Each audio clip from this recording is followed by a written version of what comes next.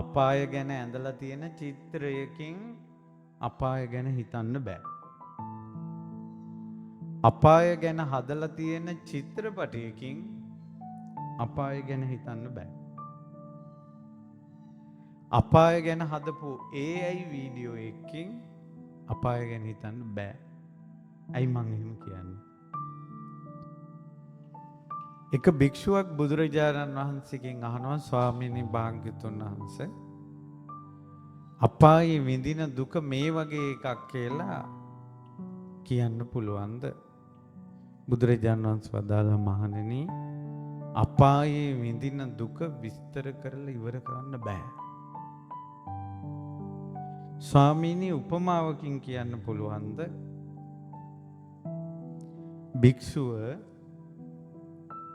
උපමාවක් කියන්න.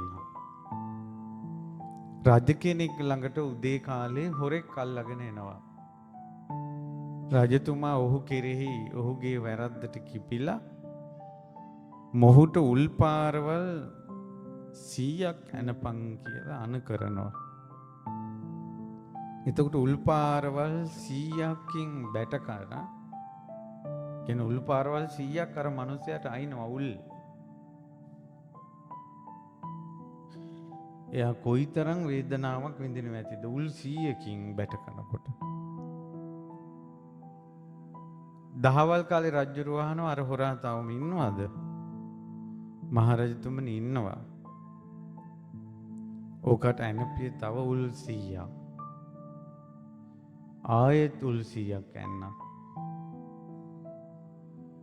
රාත්‍රී කාලේ රජුරවන්ට මතක් වෙන අර හොරා ඉන්නවද? ඉන්නවා රජතුමනි කතාවම ඉන්නවා. ආය ඇනපන් 100ක්.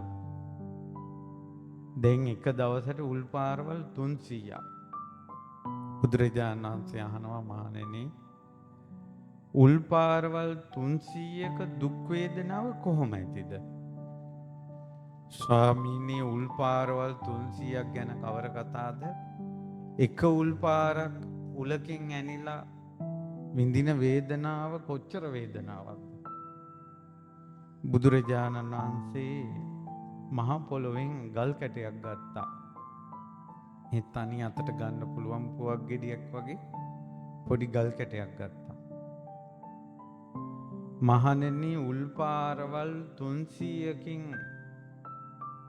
වේදනාව විඳින උල් පාරවල් කාලා උල් පාරවල් 300කින් ඇනුන පුජ්‍යලෙක් විඳින වේදනාව මේ ගල් කැටේ වගේ.